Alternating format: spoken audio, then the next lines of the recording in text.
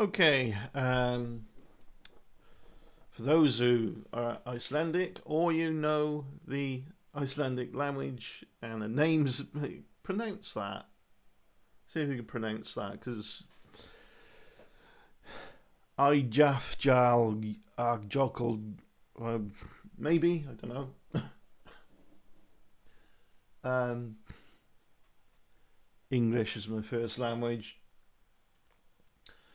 So Iceland is very active at the moment, and for size comparison of Iceland, those who live in Kentucky, the state of Kentucky, is about the same size as Iceland. Right? So it's off the northwest. If you keep going up the long length of the UK rather than across it, to Scotland, and then you go much further off to north west, you're going to get Iceland. In 2010, we had a serious issue with hot ash from volcanic ash in the air at a certain altitude from eruptions in Iceland. I think this is a different volcano now.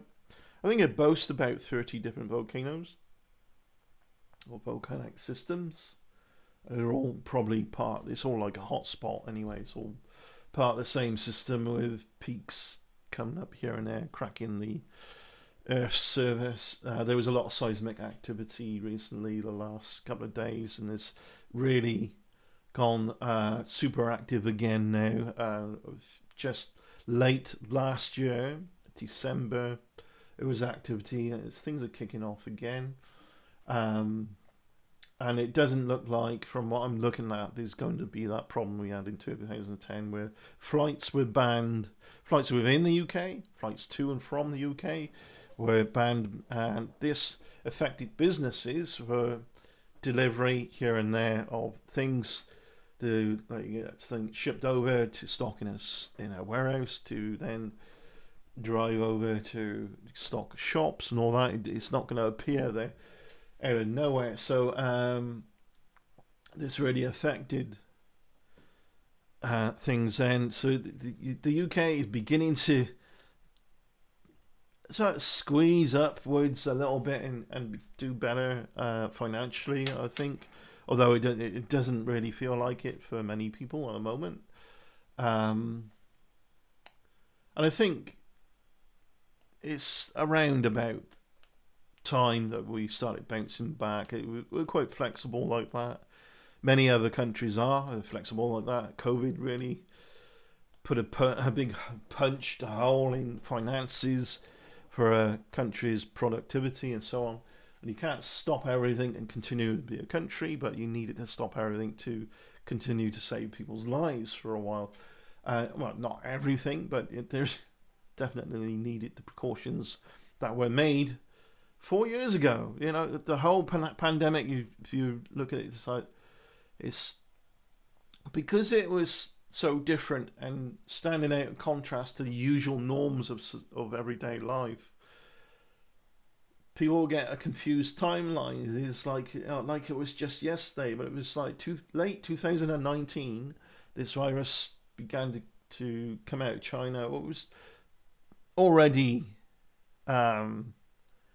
well spread, regardless of what China was saying. You know, already reasonably well spread to a higher level than what we're led to believe by that point anyway. And obviously it just got worse and worse, and there was no continent whatsoever that COVID didn't end up touching. So in kilometers, 1,363 kilometers, or 1,363.03 kilometers, or Iceland off if you're coming from Scotland, part of the UK, to Iceland, and that's kilometers. This in miles would be 846.95 miles. That in nautical miles would be 735.49. Estimated time, your flight would be about 1.49 Anyways, yeah, this would be on a plane with the average speed, let's say, we got it here somewhere, 567 miles per hour. Seems about right to me. I mean, that sounds logical enough to me. Um, there's some pictures and some live feed going on right now. But again, just to say, it does not look like this is like a big plume of ash come out. It's a large area that's spread out flat and coming up through. There's a live feed, the Times and the Sunday Times live feed I'm watching right now. A lot of activity. Size of Iceland eruption. So again, like I said, there was a lot of like earthquakes, seismic activity, and then this plume of this advent of lava flow.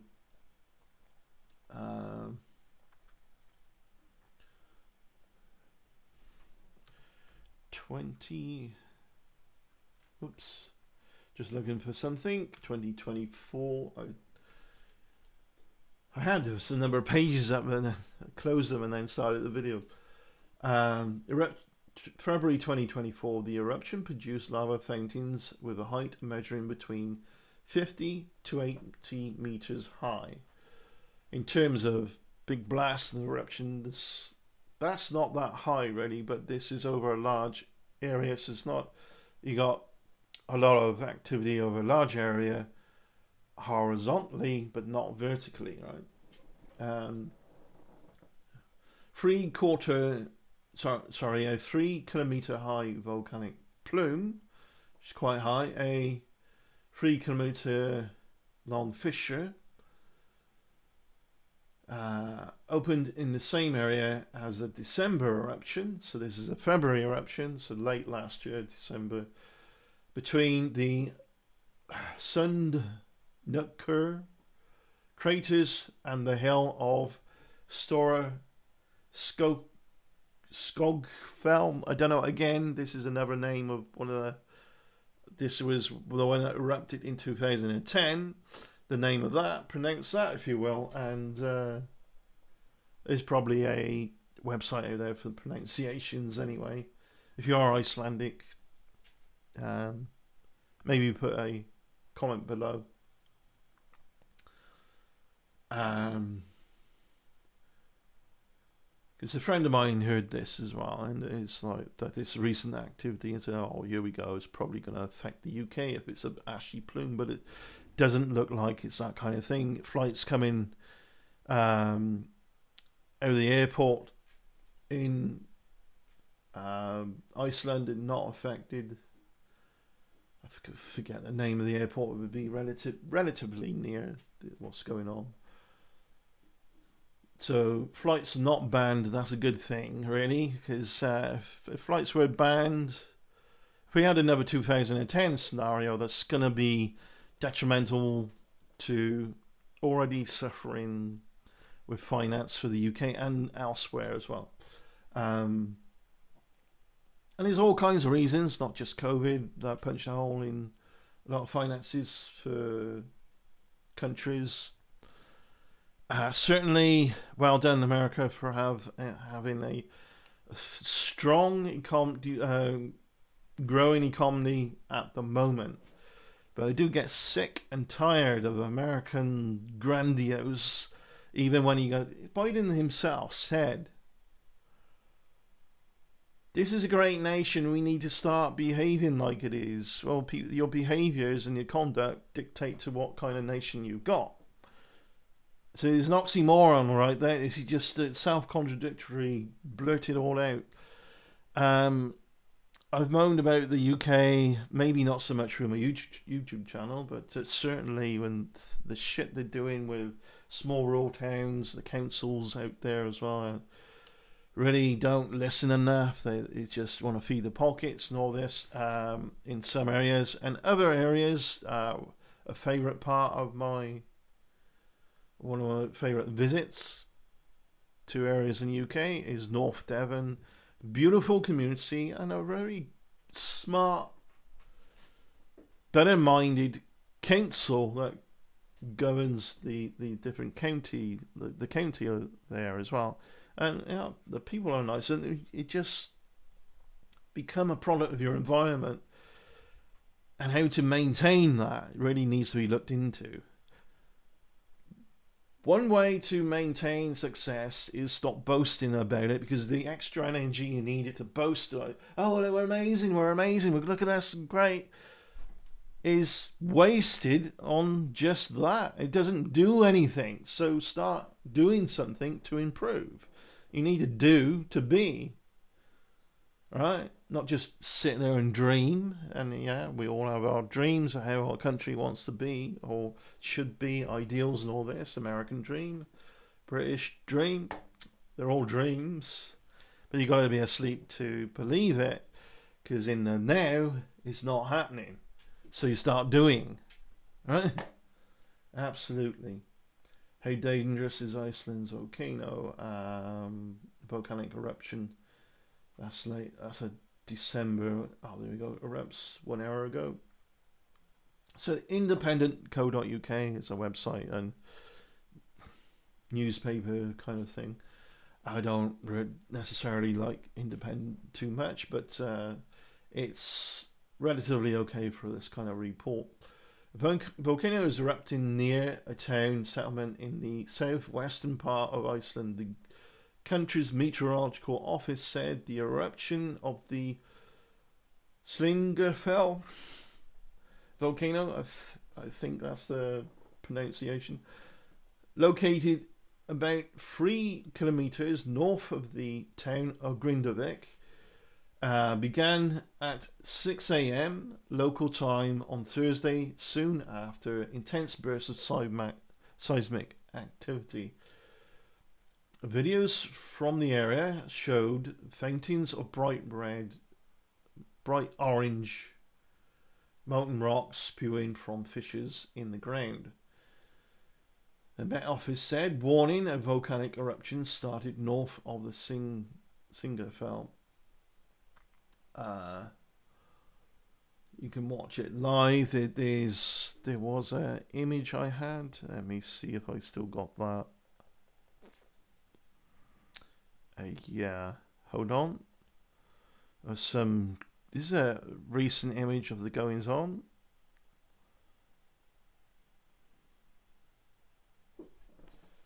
So there we go. A lot of activity, some steaming plumes here and there as well. So yeah.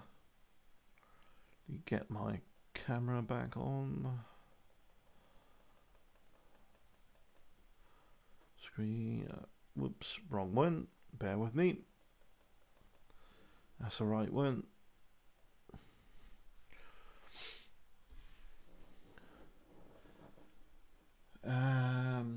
The civil defense officials said that no one was believed to be in the town at the time of the eruption. Icelandic national broadcaster RUV reported they weren't meant to be, and we don't know about any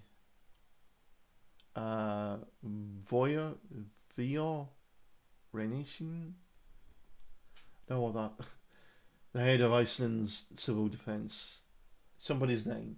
That's This is the third eruption since December of volcanic system. On the Reykjanes Peninsula, which is home to Keflavik. Icelandic is difficult. It's actually well known to be difficult. There was no disruption reported on the airport on Thursday. The Icelandic Met Office earlier this week warned of possible eruption after monitoring a build-up of subsurface magma for the past 3 weeks. The amount of magma or semi-molten rock that had accumulated was similar to the amount released during an eruption in January.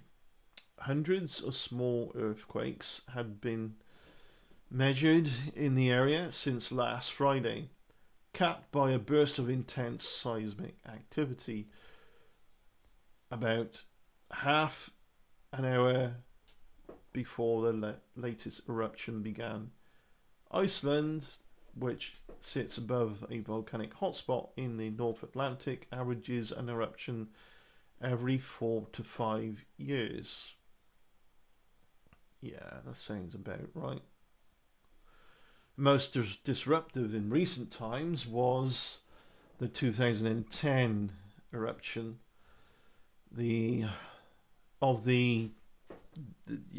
This you pronounce it. I ain't gonna do it. I've already tried and yeah. Is that a right spelling? That's it. EYJAF, EYJAF, JARR, JARR, AJOKU. Yeah, it just looked like it was even more letters on there. That's all. That's not 2 words. I just split it apart to fit it in. That volcano, anyway, which spewed huge clouds of ash into the atmosphere and led to widespread airspace closures over Europe. Grindavik, a town of 3,800 people, about 50 kilometers southwest of Iceland's capital, Reykjavik, was evacuated in November when the other name of something, volcanic system, awakened after almost 800 years with a series of earthquakes that opened up large cracks in the earth's surface between the town and Slingafell, a small mountain to the north. The volcano eventually erupted on 18th of December, sending lava flowing away from Grindavik. A second eruption that began on 14th January sent lava towards the town. Defense walls had been bolstered since the first eruption stopped some of the flow, but several buildings were consumed by the semi-molten flow. There we go. Just quick report. I just thought perhaps I'd just do one just to say it does not look like, and the authorities are saying that the flights will be banned. There's flights coming out of airports in Iceland, and but there's no ban or whatever. It doesn't look like it's a type of big plume of ash going upwards to the upper atmosphere at the level where the planes might fly anyway. It's more low level, right? And a lot of activity, as you could see by the image as well. I'm just looking at different pictures now. A lot of lava flows. There's live feeds being let out on YouTube, so I'll link a few. Yeah. Thanks for watching. Take care. Bye bye.